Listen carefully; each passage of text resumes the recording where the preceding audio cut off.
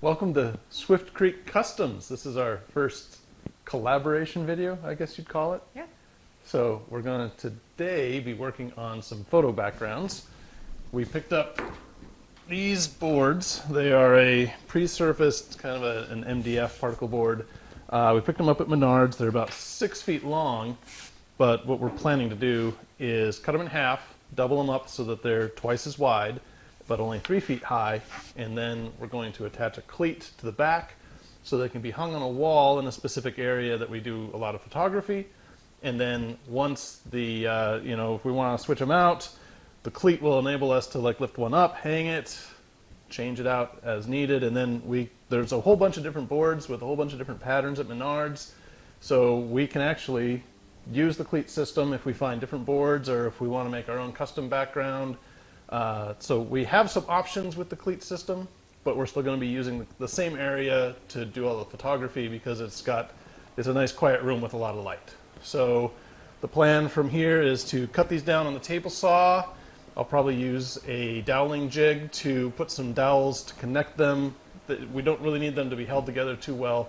And then there's going to be a board across the top that's for the cleat, and then another board across the bottom that will help hold it off the wall so that it's nice and parallel to the wall.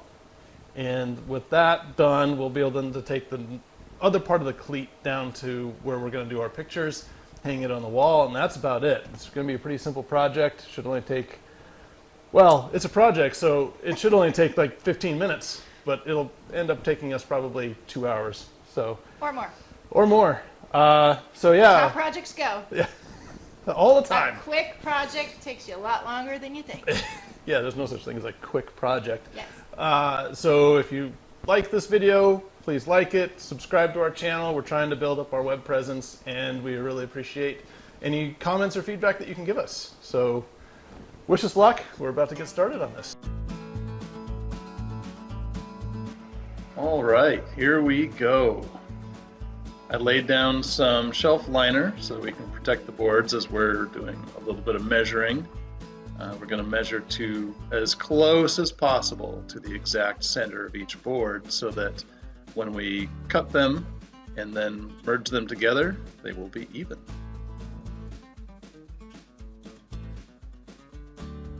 Obviously, this is easier with 2 people, but doable with 1. Lots of concentration.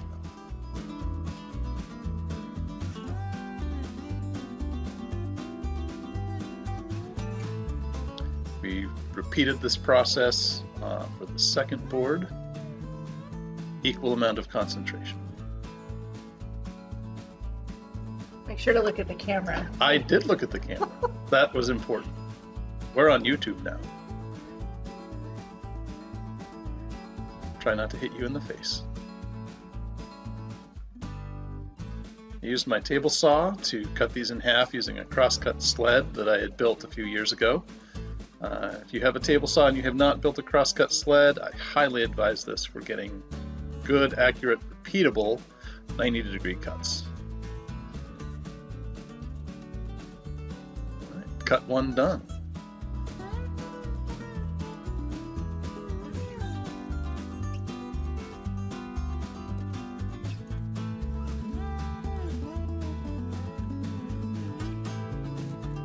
There we go.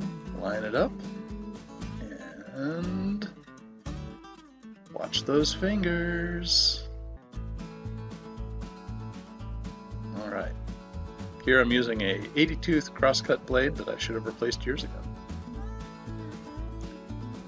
Now that we have all the pieces cut to the exact same length, what I'm doing is, in order to match these up and use the doweling jig, I mark an equal number. It was 3 spots that we were going to put in a dowel across all the boards at once. And that way, once I've got those holes drilled, it'll be easiest to line them up.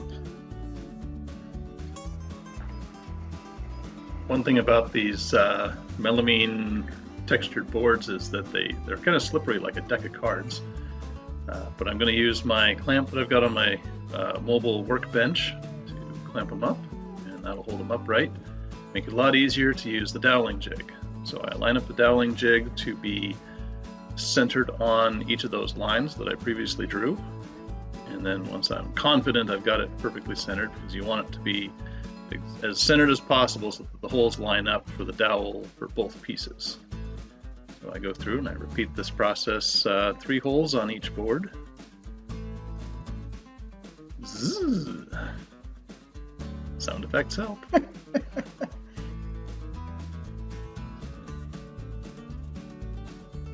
There we go. All 3 drilled out. I didn't put a depth stop on my drill. I should have. Some of these holes are deeper than others and tighter than others.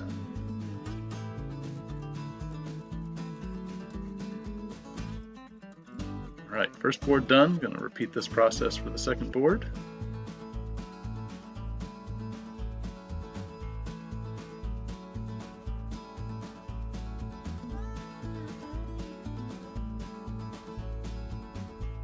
I don't know why I turned it around.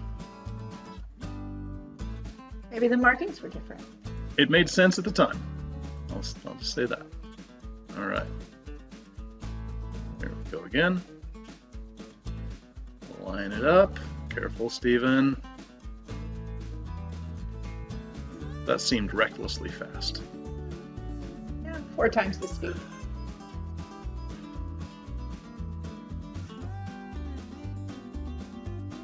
Okay.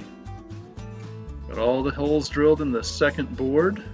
You can see the far end dowel is a little bit deeper than the others. All right, let's see if it lines up. It doesn't. Let's flip that around. Must be why you flipped it around the first time.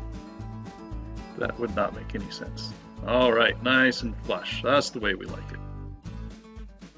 Now, for the most important part, the disappearing drill and some glue.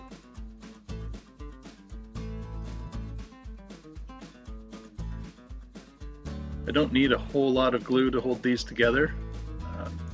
Primarily it's just to keep the seam as tightly together to begin with as we're putting this together. So I'm just putting a little dab of glue on it. And later you'll see in the video we put some strips across the back for the cleat to hang it on the wall, and an additional kind of support piece that will hold the boards together so that they don't come apart.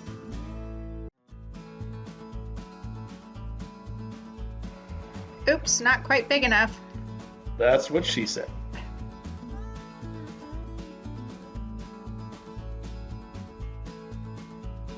All right, got the 30-inch clamp this time. The boards, when we bought them, they were just over 12 inches wide, so when you combine them, the 24-inch clamp was just not quite long enough. I don't need to put a whole lot of clamping pressure on this, just enough to kind of hold it together until we can put the supporting boards on the back. Wipe up any glue that has oozed out. All right, get the bench all cleaned off so we can lay this down.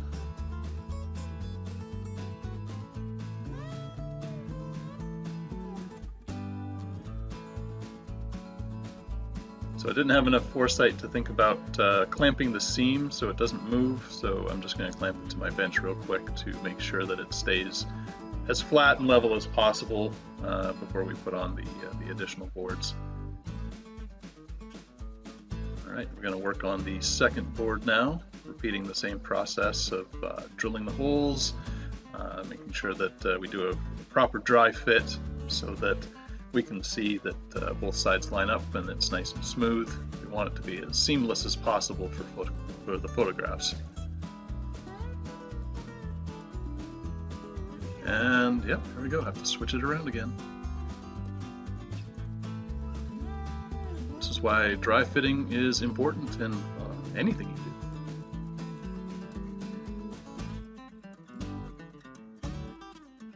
do. Dab more glue. Dab'll do ya. A dab will do ya.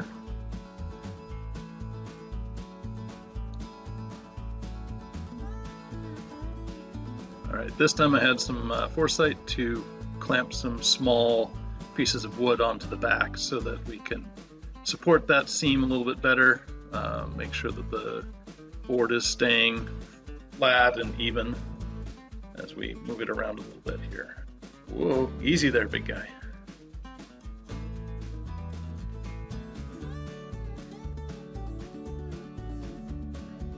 Bringing out the big boys.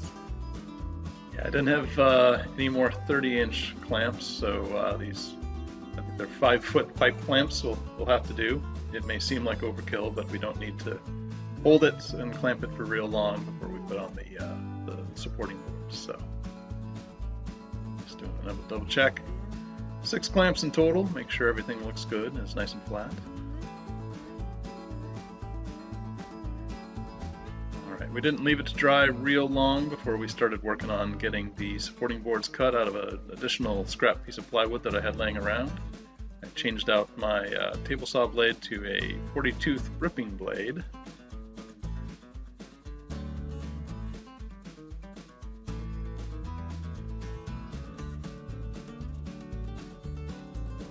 And once we get those pieces cut, I set the blade bevel to 45 degrees. This is for the cleat, so that we can have the two 45-degree faces of those boards meet, and it'll snugly hold the boards against the wall once we get the cleat set up on the wall.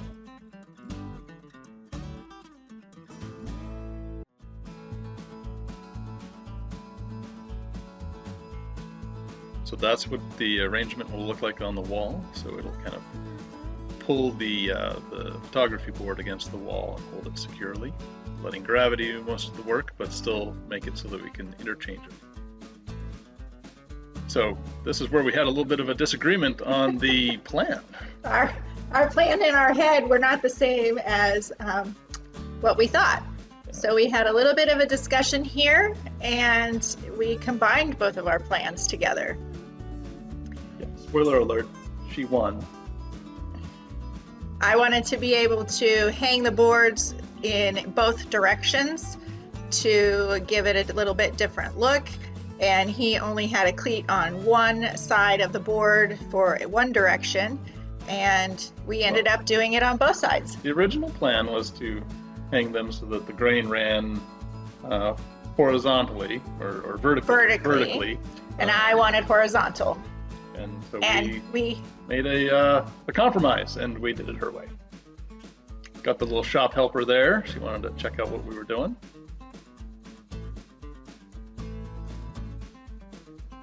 The nice part about putting these together is that we were able to use the edge as a reference to attach these cleats and supporting boards so that they're nice and level with the, or I should say perpendicular to the grain of the board if we're going to hang it horizontal or vertically, and also parallel to the board if we're going to hang it horizontally.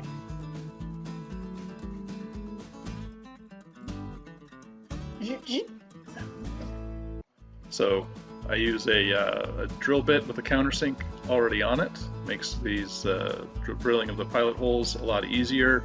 And then I think I was just using some number 6 zinc screws. These aren't very heavy. They don't need to support a lot of weight, so I'd probably put in more screws than were necessary. But what's nice about both of these, the supports and the cleats, is that it'll help hold the board together so the seam with the dowels doesn't take a lot of flexing as we're moving these on and off the wall. I sanded down the sharp edge of each of the cleats so that if we're handling them on a regular basis, we won't be getting splinters as we move these around. a little bit more sanding, and time to install. So we had a nice open space on the back wall of our storage room that we're trying to find kind of the center over a workbench that we have, and also trying to find where the studs are. In typical dad fashion, I of course had to run the stud finder over my own body to make sure it was working.